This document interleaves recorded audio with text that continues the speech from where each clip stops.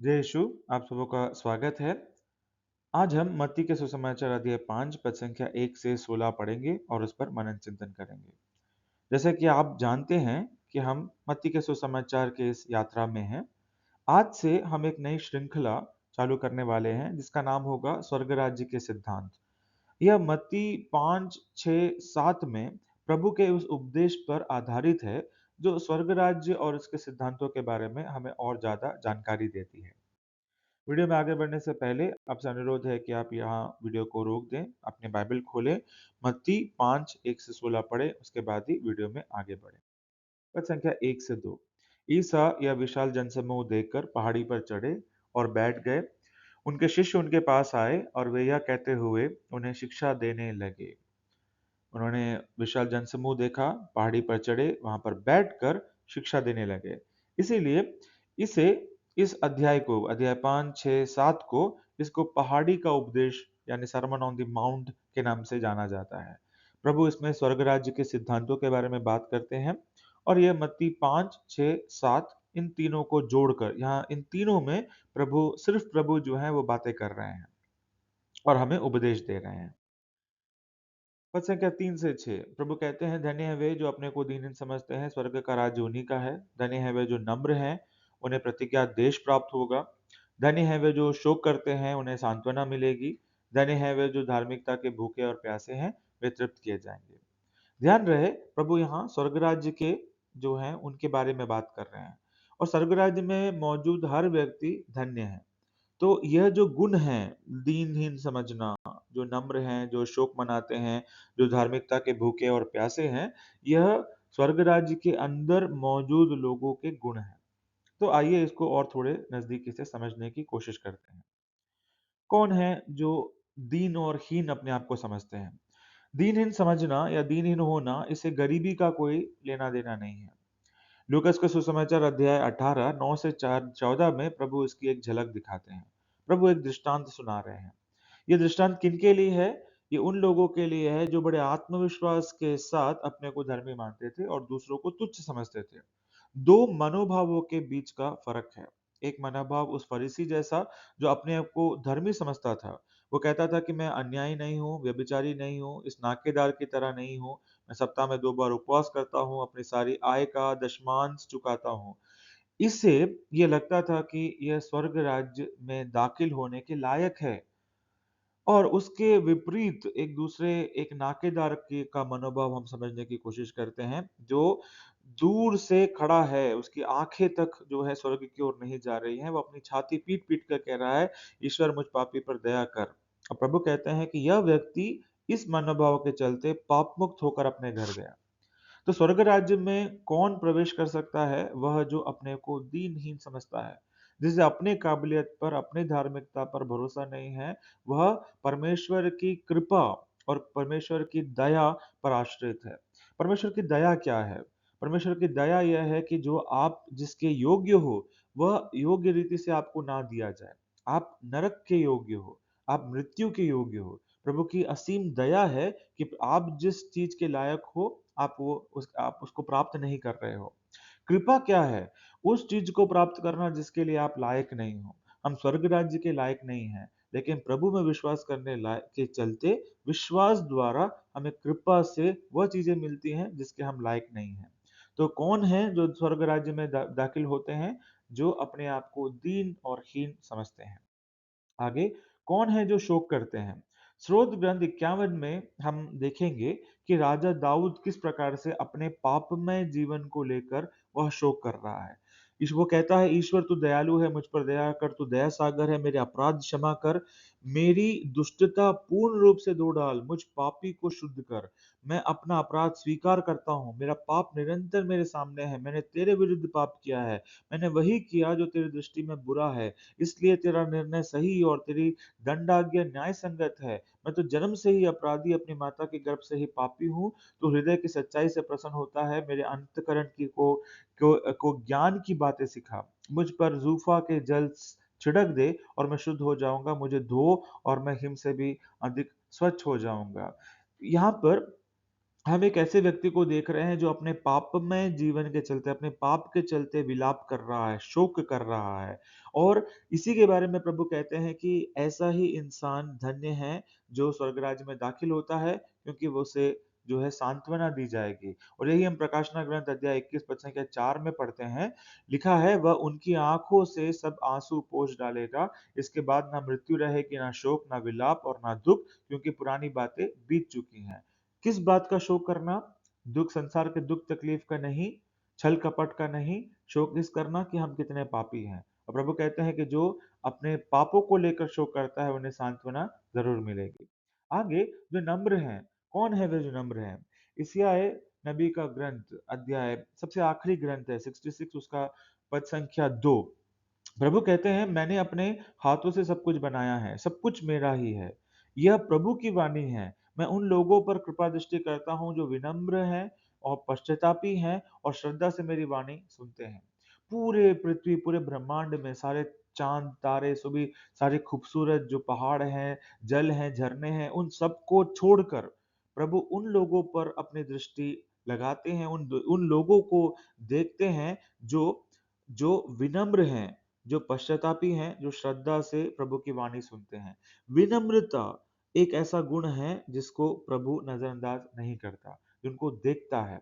उसी प्रकार से रोमी 4:13 में इब्राहिम के बारे में लिखा है, इब्राहिम, ईश्वर ने इब्राहिम और उसके वंश से प्रतिज्ञा की थी कि वे पृथ्वी के उत्तराधिकारी होंगे।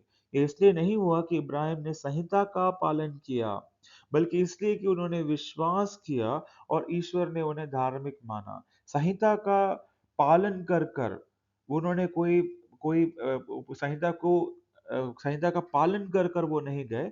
उन्होंने विश्वास द्वारा, अपने आप को नम्रता द्वारा ईश्वर के अधीन कर, उन ईश्वर पर विश्वास करके वो धार्मिक बने और धार्मिकता के चलते ही उन्होंने उत्तराधिकार प्राप्त किया। तो दो किस्म की जो मनोभाव है, हमने इसे पहले भी पढ़ा था। एक है विनम्रता का, जो नम्र हैं, जो इस बात को मानते हैं कि वो अपने से स्वर्ग राज्य में दाखिल नहीं हो सकते, उन्हें एक मसीहा की जरूरत है। और ऐसे लोगों का मनोभाव जो घमंडी हैं, नम्रता का विरोधाभासी क्या होता है? घमंड, जिनको लगता है कि वो अपनी काबिलियत से जो है वो फतह हासिल करेंगे, जो है स्वर्ग राज्य उनका है। लेकिन प्रभु कहते हैं कि नहीं, जो विनम्र है उसी को मैं देखता हूँ, जो पश्चातापी है, जो श्रद्धा से मेरी वाणी सुनता है, जो विश्वास करता है, जिसको मैं धार्मिक मानता हूँ, उसी को स्वर्ग राज्य प्राप्त होगा। तो ये कहानी है अनुग्रह और संहिता की। संहिता यानी नियम, जो 10 आज्ञाएं हैं और 613 तेरह कुछ नियम है पुराने व्यवस्थान में। रोमी के सुसमाचार, रोमी के नाम जो पौलुस का पत्र है, अध्याय 3 पद संख्या 19 से 23 तक हम पढ़ेंगे कि कोई भी मनुष्य ने संहिता का पालन नहीं किया। सब जो है, खास तौर पे पद संख्या 23 में लिखा है कि सब संहिता के पालन में विफल रहे और सब जो है पाप के अधीन हैं। तो संहिता का तो, संहिता के चलते, संहिता के पालन से तो कोई भी स्वर्ग राज्य में दाखिल नहीं हो सकता। दूसरी बात है अनुग्रह का, जिसे हम इंग्लिश में ग्रेस कहते हैं। अनुग्रह यानी आप काबिल नहीं हो, काबिल नहीं होने के बावजूद प्रभु आपको वो काबिलियत दे रहे हैं, दान में, मुफ्त में आपको ये अनुग्रह दे रहे हैं कि आप स्वर्ग राज्य में दाखिल हो सकते हैं। तो जो लोग नम्र हैं, जो अनुग्रह, ग्रेस के नीचे हैं, वही स्वर्ग राज्य में दाखिल हो सकते हैं। स्रोत ग्रंथ 37 वर्स नंबर 11 में भी आप इसी चीज को दोबारा पढ़ते हैं। धार्मिकता का भूखा और प्यासा। धार्मिकता यानी क्या होता है? ईश्वर के साथ एक सही रिश्ता। जो लोग ईश्वर के साथ एक सही रिश्ता रखना चाहते हैं, वो कौन होते हैं? और वही लोग हैं जो स्वर्ग राज्य में दाखिल हो सकते हैं। तो यूहन्ना के सुसमाचार अध्याय 7 में 37 से 39 में प्रभु खुद कह रहे हैं, यदि कोई प्यासा हो तो वह मेरे पास आए, जो मुझ में विश्वास करता वह अपनी प्यास बुझाए। जैसा कि धर्म ग्रंथ में लिखा है, उसके अनंत स्थल से संजीवन जल की नदियां बह निकलेंगी। संजीवन जल क्या है? उन्होंने यह बात उस आत्मा के विषय में कही जो उनमें विश्वास करने वालों को प्राप्त होगा। उस समय तक आत्मा प्रदान नहीं किया गया था, क्योंकि ईसा महिमान्वित नहीं हुए थे। तो धार्मिकता क्या है? धार्मिकता है पवित्र आत्मा जब हमारे अंदर होता है, और यही हम रोमी के सुसमाचार अध्याय 14 पद संख्या 17 में भी पढ़ते हैं कि जो धार्मिकता है वह है न्याय, शांति और पवित्र आत्मा प्रदत्त आनंद। पवित्र आत्मा जब हमारे अंदर होता है उसी को हम कहते हैं कि धार्मिकता। और 2 कुरिन्ती 5:21 में भी हम यही पढ़ते हैं, मसीह का कोई पाप नहीं था, फिर भी ईश्वर ने हमारे कल्याण के लिए उन्हें पाप का भागी बनाया, जिससे हम उनके द्वारा ईश्वर की पवित्रता, ईश्वर की धार्मिकता के भागी बन सके। और रोमी 8:14 में लिखा है, लेकिन यदि आप आत्मा की प्रेरणा से शरीर की वासनाओं का दमन करेंगे, तो आपको जीवन प्राप्त होगा। और 8:15 में लिखा है कि जो आत्मा के जो प्रेरणा में चलता है वही ईश्वर की संतति बनते हैं, है ना? तो ईश्वर की संतति यानी परमेश्वर के साथ एक सही रिश्ता। तो क्या होता है ये सही रिश्ता?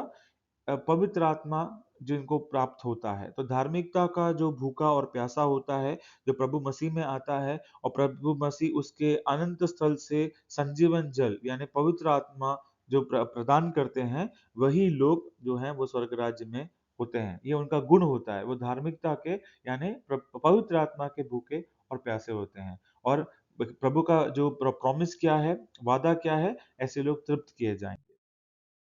आगे 7 से 10 में प्रभु कह रहे हैं, धन्य है वे जो दयालु हैं, उन पर दया की जाएगी। धन्य है वे जिनका हृदय निर्मल है, वे ईश्वर के दर्शन करेंगे। धन्य है वे जो मेल कराते हैं, वे ईश्वर के पुत्र कहलाएंगे। धन्य है वे जो धार्मिकता के कारण अत्याचार सहते हैं, स्वर्गराज उन्हीं का है। आइए आगे इसको और गहराई से देखते हैं। कौन है जो दयालु हैं? जो दया दिखाते हैं। दया का किसके लिए दिखाते हैं? जैसे याकूब का ग्रंथ 2:13 में लिखा है, जिसने दया नहीं दिखाई, उसके साथ दया नहीं की जाएगी, किंतु दया न्याय पर विजय पाती है। आप हो सकता है न्याय आपके आपके पक्ष में हो और आप सही रहेंगे अगर आपने दया नहीं दिखाया। लेकिन जब आप न्याय के बजाय दया दिखाते हैं, तब आप विजयी होते हैं। और ऐसे ही लोग जो हैं वो स्वर्ग राज्य के हिस्सा होते हैं। ऐसे लोग जो हैं स्वर्ग राज्य के अंदर दाखिल हो सकते हैं। लूकस का जो ग्रंथ है, लूकस का जो सुसमाचार है, अध्याय 6 पद संख्या 37 से 38 में भी इसी प्रकार से प्रभु कहते हैं, किसी के विरुद्ध निर्णय ना दो और तुम्हारे विरुद्ध भी निर्णय नहीं दिया जाएगा। क्षमा करो और तुम्हें भी क्षमा मिलेगी। दो और तुम्हें भी दिया जाएगा। दबा दबा कर, हिला हिला कर, भरी हुई, ऊपर उठी हुई, पूरी की पूरी नाप तुम्हारे गोद में डाली जाएगी, क्योंकि जिस नाप से तुम नापते हो उसी से तुम्हारे लिए भी नापा जाएगा। जिस नाप से आप दया दिखाते हो उसी नाप से भी आपको दया दी जाएगी। मत्ती 18:33 में भी हम पढ़ते हैं, तो जिस प्रकार मैंने तुम पर दया की थी, क्या उसी प्रकार तुम्हें भी अपने सहसेवक पर दया नहीं करनी चाहिए थी? मत्ती 6:14 और 15 में यहाँ पर प्रभु हमें प्रार्थना करना सिखा रहे हैं। प्रार्थना के ठीक बाद यह 2 पंक्तियों में प्रभु हमें सतर्क कर रहे हैं। प्रभु कहते हैं, यदि तुम दूसरों के अपराध क्षमा करोगे, तो तुम्हारा स्वर्गीय पिता भी तुम्हें क्षमा करेगा। परंतु यदि तुम दूसरों को क्षमा नहीं करोगे, तो तुम्हारा पिता भी तुम्हारे अपराध क्षमा नहीं करेगा। जो स्वर्ग राज्य का हिस्सा होता है, वह परमेश्वर की तरह वह भी दयालु होता है, वो दया दिखाता है। आगे जिनका हृदय निर्मल है, कौन है लोग जिनका हृदय निर्मल है? इब्रानी 12:14 में लिखा है, सबों के साथ शांति बनाए रखे और पवित्रता की साधना करे, इसके बिना कोई ईश्वर के दर्शन नहीं कर पाएगा। शांति बनाए रखना, पवित्रता, हृदय में पवित्रता रखना, इसे कहते हैं हृदय निर्मल रखना। यानी निर्मल यानी पवित्र रखना। आप परमेश्वर की आराधना इसलिए नहीं कर रहे हैं क्योंकि आपका कोई निजी स्वार्थ है। आप परमेश्वर से प्रार्थना करते हैं, आप उन्हें प्रेम करते हैं, पूरे हृदय से प्रेम करते हैं और वो आपके प्रेमी पिता हैं। आपकी ज़रूरतों के लिए आप जाएँगे, लेकिन प्रेम पहले आता है। कोई स्वार्थ के लिए आप प्रभु मसीह के पीछे नहीं चल रहे हैं। प्रकाशना ग्रंथ 22:3 से 4 में भी लिखा है, ये स्वर्ग राज्य की बात है, जो स्वर्ग राज्य के अंदर स्वर्ग के राज्य में जो लोग वहां पहुंचेंगे, ये उनके बारे में लिखा है। वहां कुछ भी नहीं रहेगा जो अभिशाप के योग्य हो। वहां ईश्वर और मेमने का सिंहासन होगा और उसके सेवक यानी आप और मैं उसकी उपासना करेंगे। वे उसे आमने सामने देखेंगे, बिना कोई बिना कोई पर्दे के आमने सामने देखेंगे और उसके नाम उनके माथों पर अंकित होगा। कौन? जिनका हृदय निर्मल है, जो बिना किसी स्वार्थ से प्रभु से प्रेम करते हैं। और लूकस के सुसमाचार अध्याय 10 पद संख्या 41 से 42 में भी हम 2 बहनों के बारे में पढ़ते हैं, मार्था और मैरी। मैं आपको प्रोत्साहित करूँगा कि आप ये कहानी ज़रूर जाकर सुनें। वहाँ पे प्रभु मरियम के बारे में कहते हैं कि मरियम ने सबसे उत्तम भाग चुन लिया है, वह उससे नहीं लिया जाएगा। मरियम ने मार्था के जैसे काम को लेकर नहीं, लोगों की वाहवाही के लिए नहीं, वो प्रभु के चरणों में पड़ रहती थी, उनकी बातें सुनती थी और एक निर्मल हृदय से उनकी आराधना करती थी। है ना? आगे बढ़ते हैं। जो मेल कराते हैं। मेल कराना, 2 लोग जो आपस में लड़ रहे हैं, उनका भी मेल कराना और जो एक पापी व्यक्ति है, उसे पश्चाताप द्वारा, प्रभु के सुसमाचार द्वारा पिता परमेश्वर के साथ उनका मेल कराना। इन दोनों बातों पे जो है वो अप्लाई होता है। तो जो विश्वासी है, जो के राज्य का हिस्सा है, वह ऐसा व्यक्ति होगा जो मेल-मिलाप कराता है। लोगों के बीच में भी और एक पापी और परमेश्वर के बीच में भी। तो याकूब का ग्रंथ 3:17 से 18 में भी हम यही पढ़ते हैं। किंतु ऊपर से आई हुई प्रज्ञा मुख्यतः पवित्र है व शांति प्रिय है, सहनशील, विनम्र, करुणामय, परोपकारी, पक्षपातहीन और निष्कपट भी है। धार्मिकता शांति के क्षेत्र में बोई जाती है और शांति स्थापित करने वाले उसका फल प्राप्त करते हैं। रोमी 14:19 में भी इसी प्रकार से लिखा है, हम ऐसी बातों में लगे रहे जिनसे शांति को बढ़ावा मिलता है, यानी जो युद्ध को छोड़कर शांति को बढ़ावा मिलता है और जिनके द्वारा हम एक दूसरे का निर्माण कर सकते हैं।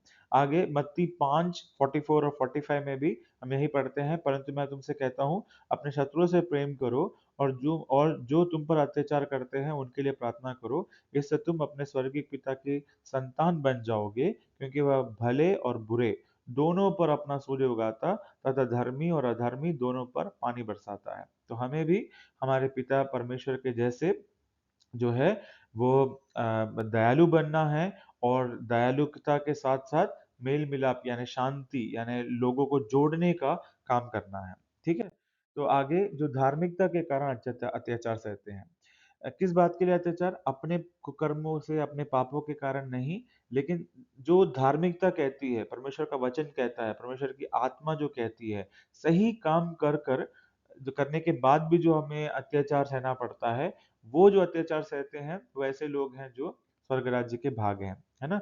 1 पेतरुस 3:13 और 14 में भी हम यही पढ़ते हैं, यदि आप भलाई करने में लगे रहोगे, तो कौन आपके साथ बुराई करेगा? और यदि आपको धार्मिकता के कारण दुःख सहना पड़ता है, तो आप धन्य हैं, आप उन लोगों से ना तो डरे और ना घबराएँ।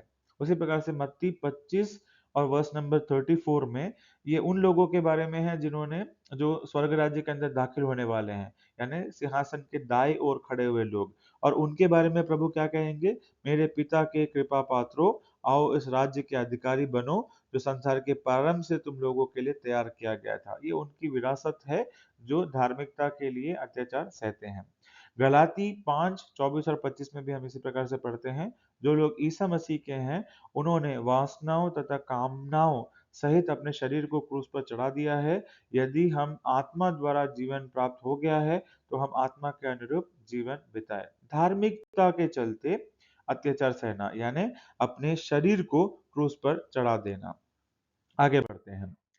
मत्ती 5:11 से 12 में हम पढ़ते हैं, प्रभु कहते हैं, धन्य हो तुम जब लोग मेरे कारण तुम्हारा अपमान करते हैं, तुम पर अत्याचार करते हैं और तरह-तरह के झूठे दोष लगाते हैं।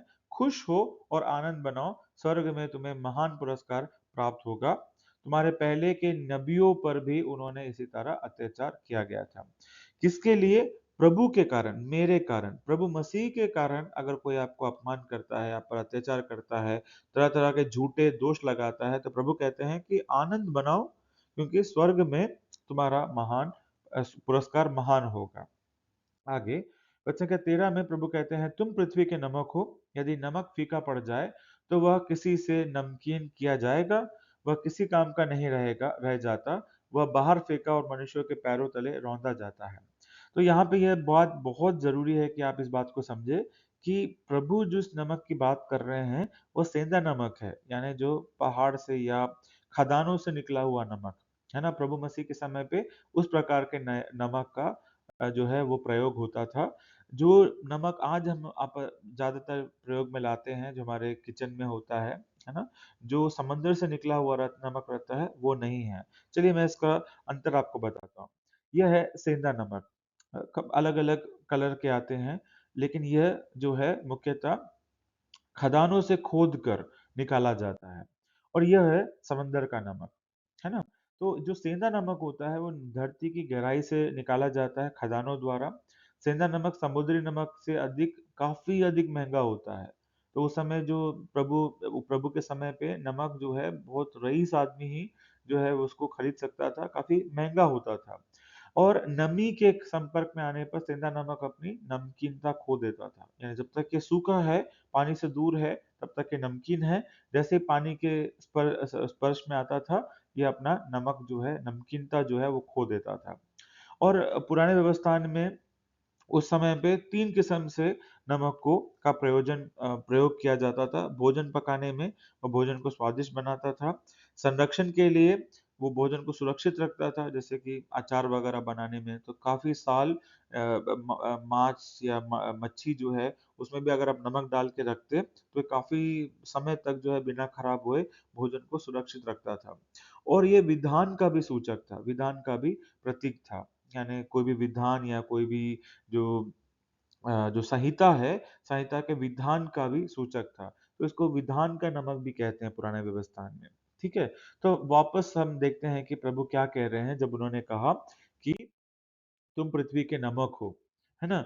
तो प्रभु कह रहे हैं कि आप और मैं, तुम परमेश्वर की दृष्टि में बहुत बहुमूल्य हो, है ना? यानी सेंधा नमक जैसे आप भी बहुमूल्य हो और जहाँ कहीं भी तुम हो, वहाँ पर तुम स्वर्ग के राज्य को पृथ्वी पर प्रकट करते हो। जैसे एक चुटकी नमक पूरे खाने को स्वादिष्ट बना देता है, उसी प्रकार से तुम भी जहाँ पर भी हो, स्वर्ग का राज्य को पृथ्वी पर प्रकट करते हो।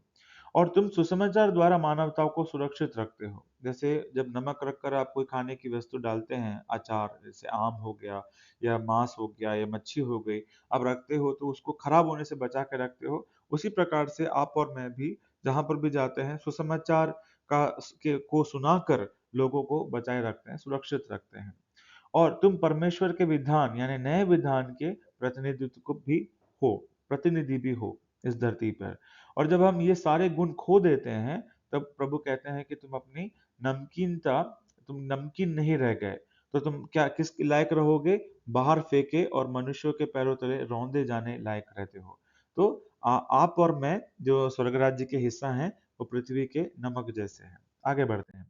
पद संख्या 14 से 16 में हम पढ़ते हैं, प्रभु कहते हैं, तुम संसार की ज्योति हो, पहाड़ पर बसा हुआ नगर छिप नहीं सकता, लोग दीपक जलाकर पैमाने के नीचे नहीं, बल्कि दीवट पर रखते हैं, जहाँ से वह घर के सब लोगों को प्रकाश देता है। उसी तरह तुम्हारी ज्योति मनुष्यों के सामने चमकती रहे, जिससे वे तुम्हारे भले कामों को देखकर तुम्हारे स्वर्गीय पिता की महिमा करें।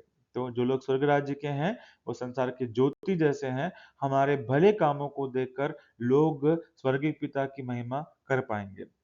इसी के लिए मैं आपको एक वचन और देना चाहता हूँ।